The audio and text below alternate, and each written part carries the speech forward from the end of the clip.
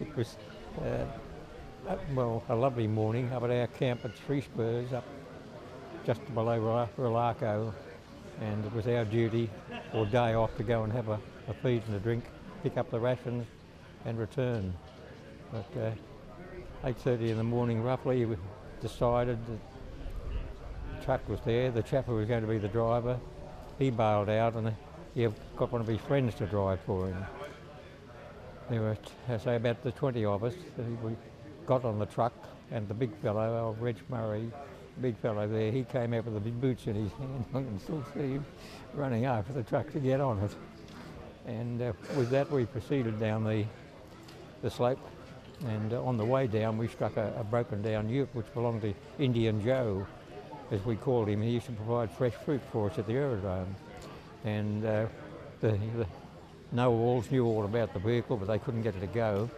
So we decided we'd move on, and as one of the Peter Alexander, the other friend of mine there, said, but the way he looked, he said, there must be some bloody fools going in there.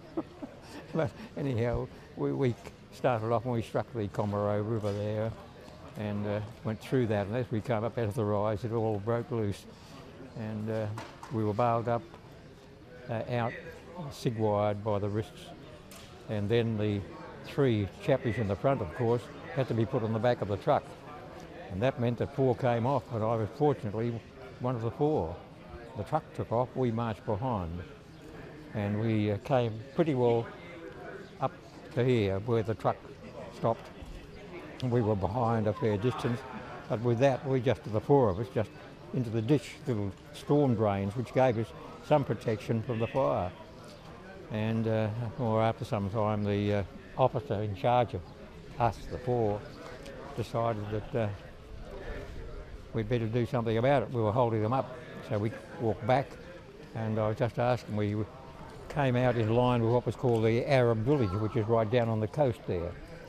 And he took us back, and then we were lined up and had no idea what was going to happen until the 2 men who were about to do the job, and poor old, and I still remember his cry, Harvey married, a very strong, strict Catholic.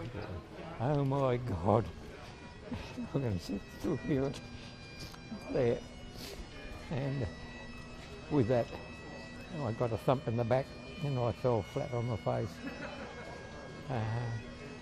Him or whoever or whatever, they undid my wrists then and took my watch, which meant I was pretty free, but they then checked out who was, well, I think they went through the lot of them, baited the 4 of us, and I don't know how long I laid there, but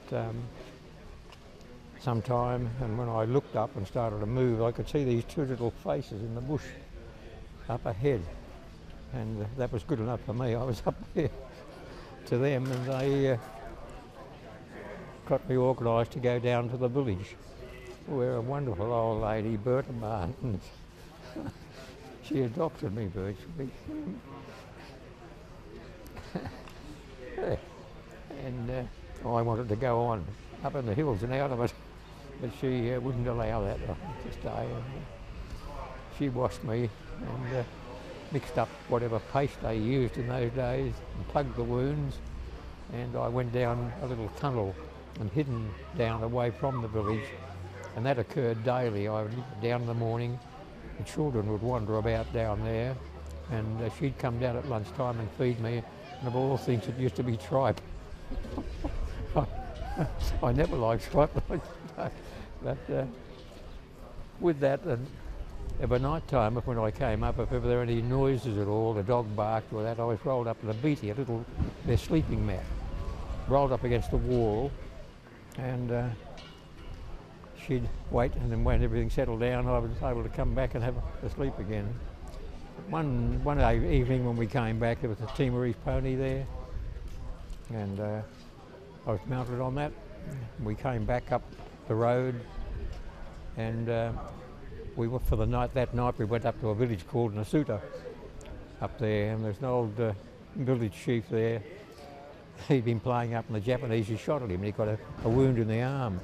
He was trying to con me into going down with him and doing the moment with that. So From there we went on, we got to our boys up on Rolako Ridge, and one of my old suburban friends was on lookout there, and he called to the group up on top there. He said, "Keithy Hayes is coming in." And they said, "Keithy Hayes is bloody dead." And Ray said, "I'm telling you, it's bloody Keithy Hayes." And with that, that was it. Once I got to our lines, I don't remember any more for about 2 years, year and a half, 2 years. The Air Force ward in Hollywood Hospital picked me up. So that's a very quick one. Have you been in contact with the Timorese lady since you got back to Australia? Some time went on, of course, because the war was still going on. She couldn't do much about it. There was no post office to go to. I couldn't do much about it. I was still in the army and didn't know her address. And well, it was probably over 10 years before I eventually contacted her. And we had letters going back and forth, and I offered her money and goods, and her words were that she had heard it was very expensive in Perth, and she wanted nothing but a photo of my children. And I've got about half a dozen letters from her. Do you think you'll make it back to Timor again, or is this your last visit? No, I have a flash of thought in my mind. I'm checking on airfares. No, it's possible. My family here of Niggling, they want to come and have a look at